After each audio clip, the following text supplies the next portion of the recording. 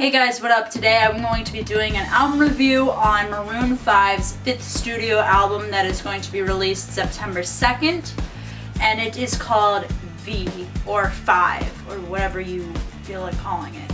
I'm really not a big Maroon 5 fan. I've liked occasionally a few singles here and there. Most of their older music is what I prefer, like She Will Be Loved, This Love, Makes Me Wonder.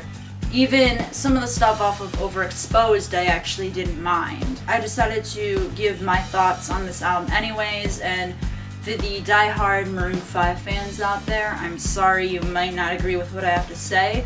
If you're the old school Maroon 5 fans, you might probably agree with me on how this album is going to be. This first single that the band released off of this album was Maps. This is actually one of my favorite songs on the album, and I think it starts off the album great. I don't think it's gotten as big as their last singles, but the first thing that catches my ear is that little bit of guitar that you hear throughout the song. It seems like they're straying a bit of the over pop exposure and kind of trying to get something more pop rock, at least for this song. Enjoy the chorus not for the fact that it's necessarily catchy, because I really don't consider this a catchy song, but for the fact that it is actually fun to sing along to, and Adam's voice on this is really good. This album is filled with a lot of dancey pop tracks throughout the album, probably more you'll see on this album than the last album. One of them off the top of my hand, which is another one of the singles Maroon 5 came out with, was Animals. It sounds like to me it could be another song off of Overexposed.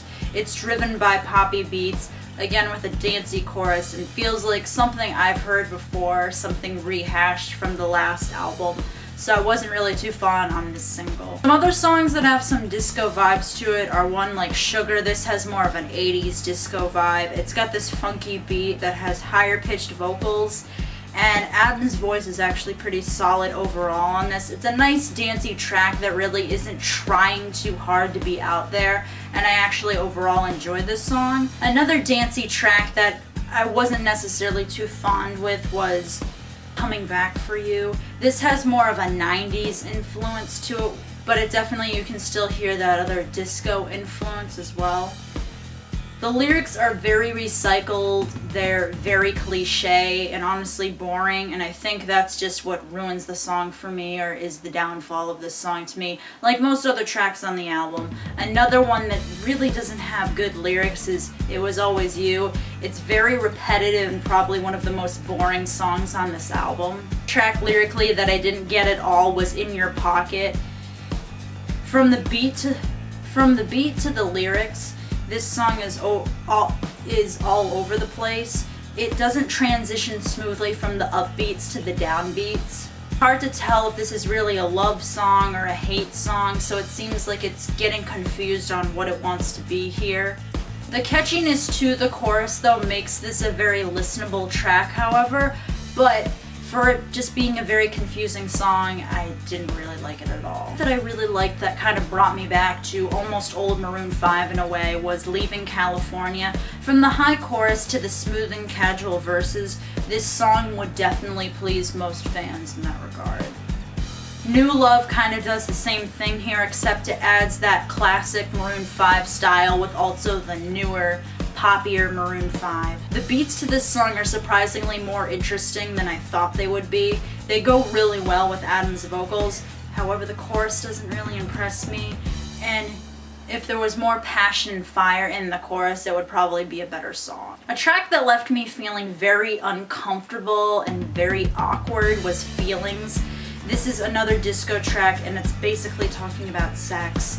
This song makes me very uncomfortable due to where Adam's singing at the chorus. It's super whiny and awkwardly pitched, and it's just weird, and then you also hear him in the background making all of these sex noises, and it's a very weird song, and it turns me off a lot. However, the closer for this album I thought was really nice. It's My Heart Is Open. It features Gwen Stefani, who is from No Doubt. It closes with a ballad, and this is definitely more stripped down, and it has just piano in it. And I think Gwen Stefani's solo parts in the song sound very good, and then transitioning with Aunt Adam's voice was really well done. The duo has an even amount of vocals on this track, which I really like, because when some guest vocalists are thrown onto a track, they really don't have enough time to like showcase how good of a singer they are, what they're capable of. Overall, Maroon 5 hasn't really brought anything new to the table with pop music these days. This record is basically full of disco beats and 2 ballads, and that's really it. I can say that I like this record more than Overexposed. And there's more songs on here that have potential, which I think Overexposed didn't, but also lyrically they ruin it for me for the most part. So I'll have to, and this is me being generous, I'd have to give the album a 5 out of 10. Let me know what you guys thought in the comments down below. Check down below at my social media. My Twitter, Tumblr, and Instagram are down there, as well as my 2 other YouTube channels.